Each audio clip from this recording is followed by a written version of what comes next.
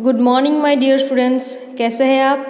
आज मैं कक्षा 6 में चैप्टर नंबर 8 राजा का हिस्सा कहानी जो है वह मैं आपको समझाऊंगी। आदर्श राजा हमेशा अपनी प्रजा की भलाई में लगा रहता है। वह स्वयं राज्य में घूमता है और लोगों से मिलता है। प्रजा के दुख दूर करने के लिए वह सदा तैयार रहता है। राजा भोज ऐसे ही आदर्श राजा थे। इस पाठ में उनके प्रजा प्रेम का एक प्रसंग दिया गया है। यहाँ पर राजा का हिस्सा, यह बहुत ही अच्छी कहानी है कि इस कहानी में जो राजा है वो बड़े ही प्रजावत्सल थे। राजा जो है वह प्रजा की कठिनाइयों में हमेशा उसकी मदद के लिए तत्पर तैयार रहते थे। तो ऐसी ही यह कहानी जो है वह एक किसान के साथ जुड़ी हुई है। और अब मैं आपको कहानी जो है वह समझाने जा रही हूँ। आपको ध्यान से यह कहानी सुननी है। राजा भोज बड़े प्रजावत्सल थे। वे स्वयं राज्य में घूम घूम कर प्रजा की कठिनाइयों को देखा करते थे और उन्हें यथासंभव दूर किया करते थे। यहाँ पर प्रजावत्सल शब्द दिया गया है, उसका अर्थ है प्रजा प्रेमी। स्वयं यानी कि खुद। यथासंभव, यथासंभव का अर्थ है जहाँ तक संभव हो वहाँ। तो जो राजा भोज है वह बहुत ही प्रजा प्रेमी थे। खुद राज्य में घूम घूम कर प्रजा की जो भी मुश्किलें थी उनको वहाँ देखते और जहाँ तक संभव हो वह उसे दूर करते थे। एक दिन राजा अपनी रानी के साथ रथ पर सवार होकर राज्य का भ्रमण कर रहे थे। भ्रमण यानी कि घूमना। कि राजा जो है वो अपनी रानी को लेकर राज्य में घूम रहे थे, उनका भ्रमण कर रहे थे। वे राजधानी से बहुत दूर निकल गए। उनकी जो राजधानी है उससे वो बहुत ही दूर निकल जाते हैं। उन्होंने देखा कि एक खेत में एक किसान हल जोत रहा है, मगर उसके हल में एक ही बैल है। दूसरे बैल के स्थान पर उसकी स्त्री हल खींच रही है। कि राजा भोज जो है वहाँ देखते हैं कि एक किसान हल जोत रहा है और उसकी पत्नी जो है वहाँ एक बैल के स्थान पर बंधी हुई है। तो राजा भोज ने रथ रोका और किसान के पास जाकर कहा, भले आदमी, तुम यह क्या अत्याचार कर रहे हो? भला कहीं स्त्री को भी हल में जोता जाता है?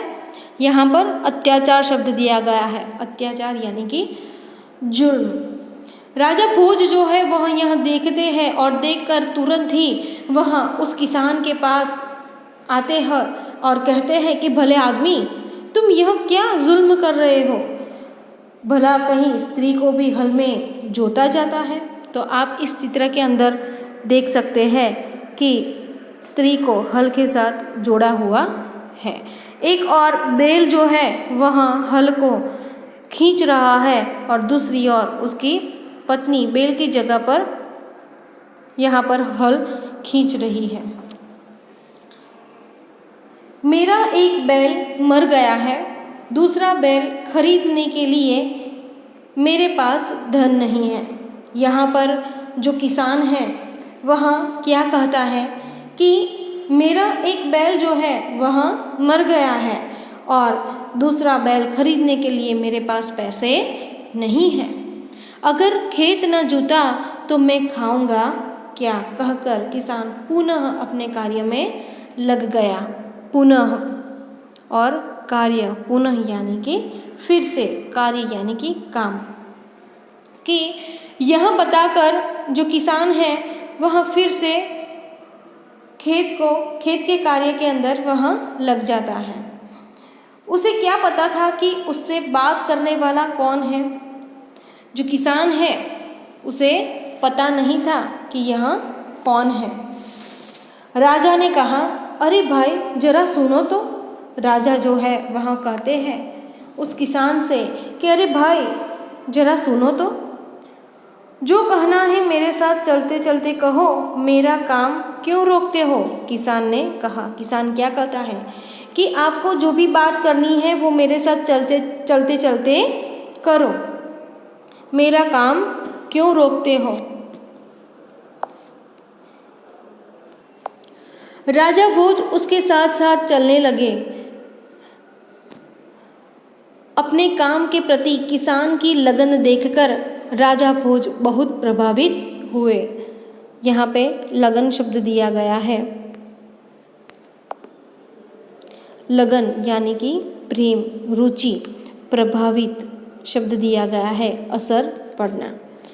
कि राजा भोज जो है वह उनके यानी कि किसान के साथ चलने लगे। उसके प्रेम, उसके काम के प्रति जो लगाव, रुचि, जो प्रेम है वह देखकर राजा भोज जो है वह बहुत ही प्रभावित हो जाते हैं। वह बोले, भले आदमी, इस प्रकार तो तुम्हारी पत्नी थक जाएगी और थकावट की वजह से कोई दूसरा कार्य भी नहीं कर सकेगी।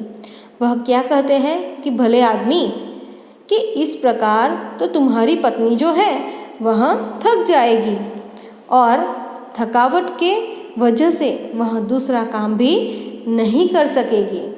किसान बोला, तो फिर तुम ही बताओ मैं क्या करूं। किसान क्या कहता है राजा भोज से कि अब तुम ही बताओ कि मैं करूं तो क्या करूं।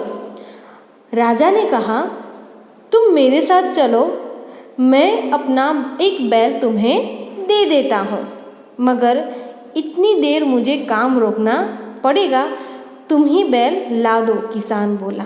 राजा भोज जो है वह किसान को क्या कहते हैं कि तुम मेरे साथ चलो, मैं तुम्हें एक बैल दे दूंगा।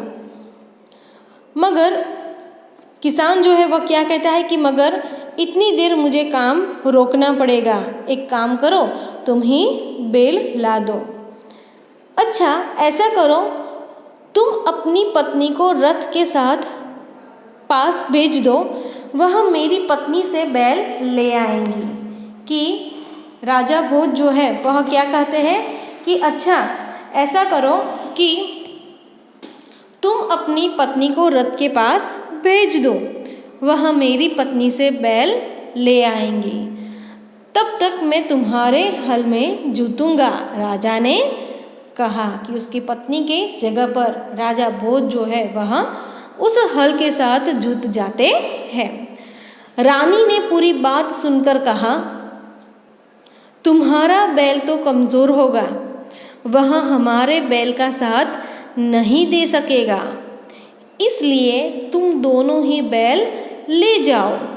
किसान की पत्नी दोनों बैल लेकर खेत पर पहुंची। किसान बहुत प्रसन्न हुआ।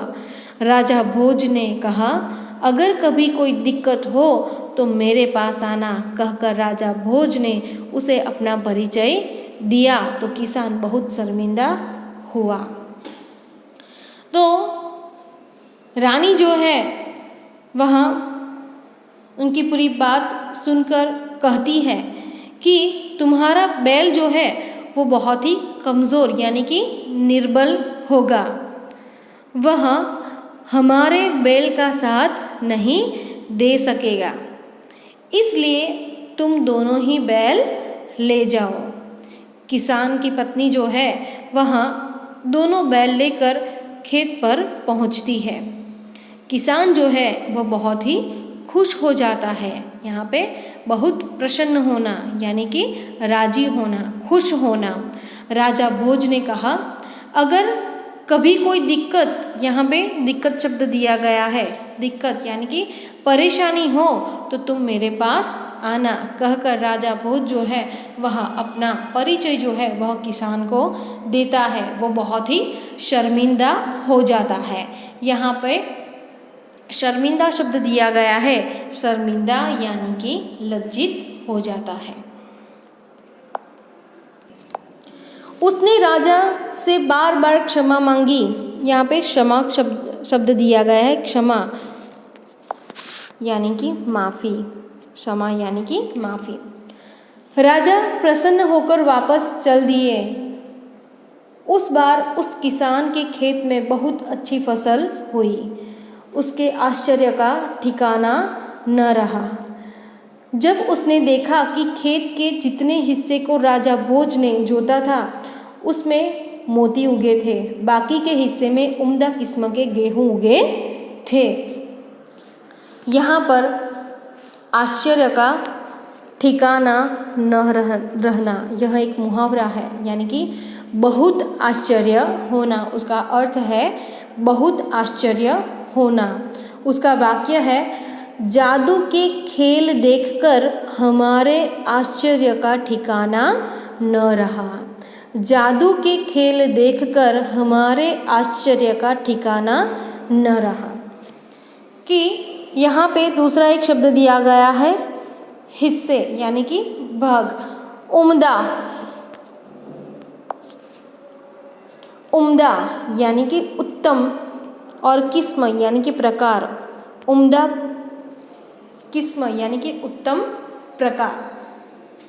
तो जब किसान को यह बात पता चलती है कि यह राजा भोज है, तो वह राजा भोज से बार बार माफ़ी मांगता है। राजा प्रसन्न होकर वापस चले जाते हैं। उस बार उस किसान के खेत में बहुत अच्छी फसल हुई थी। उसके आश्चर्य का ठिकाना न रहा कि वह आश्चर्यचकित हो जाता है कि उसने देखा कि खेत के जितने हिस्से के को राजा भोज ने जोता था उसमें मोती उगे थे, बाकी के हिस्से में उम्दा किस्म के गेहूं उगे थे। किसान बहुत प्रसन्न हुआ। किसान ने सारे मोती इकट्ठे किए और राजा भोज के पास जा पहुंचा।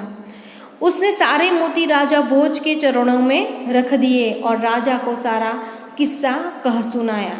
कि किसान जो है वो बहुत ही खुश हो जाता है यह देखकर कि मेरे खेत में उम्दा प्रकार के गेहूं उगे थे और जितने हिस्से में राजा भोज ने हल जोता था तो उतने हिस्से में मोती उगे थे। तो किसान ने क्या किया कि किसान ने मोती इकट्ठा किए और राजा भोज के पास वहाँ चला जाता है। उसने सारे मोती जो है वह राजा भोज के चरणों में रख दिए और राजा को सारा किस्सा कह सुनाया। सारी बात जो है वह कह सुनाता है। राजा ने कहा, ये मोती तुम्हारे खेत में उगे हैं। यह मोती जो है वहाँ तुम्हारे खेत में उगे हैं। इन पर सिर्फ और सिर्फ तुम्हारा ही हक है। इन्हें तुम ही अपने अधिकार में रखो। राजा भोज जो है वह क्या कहते हैं कि ये मोती जो है वह तुम्हारे खेत में उगे हैं, तो इन पर तुम्हारा ही हक होना चाहिए। इन्हें तुम अपने पास रखो। नहीं महाराज, यह आपके परिश्रम का प्रताप है, इसलिए मैं इन्हें नहीं ले जाऊंगा। मेरी प्रार्थना यानी कि विनती है कि आप इन्हें राजकोष में जमा कर ले और गरीबों की भलाई के लिए काम में ले। किसान ने प्रार्थना की। राजकोष शब्द दिया गया है। राजकोष यानी कि राजा का खजाना। कि वह किसान जो है वह कहता है कि नहीं महाराज, यह आपके परिश्रम का प्रताप है, इसलिए मैं इन्हें नहीं ले जाऊंगा। मेरी विनती है कि आप इन्हें राजा का जो खजाना है उसके अंदर जमा कर लें और गरीबों की भलाई के लिए आप इसे काम में ले। किसान की बात सुनकर राजा बहुत प्रसन्न हुए और उन्होंने मोती स्वीकार कर लिए। कि किसान की बात सुनकर राजा भोज जो है वो बहुत ही खुश हो जाते हैं और उन्होंने मोती को स्वीकार कर लिया। तो ऐसा ज़रूरी नहीं है कि हम अच्छे काम करते हैं और उसका हमें फल नहीं मिलता है। तो जब भी कोई काम हम अच्छा करते हैं तो उसका परिणाम जो है वो हमें अच्छा ही मिलता है। कि इस यहाँ पर राजा भोज जो है वो बहुत ही प्रजावत्सल यानी कि प्रजा प्रेमी थे, और जो भी राजा प्रजा की कठिनाइयाँ देखते थे तो वो हमेशा उनको मदद करते थे।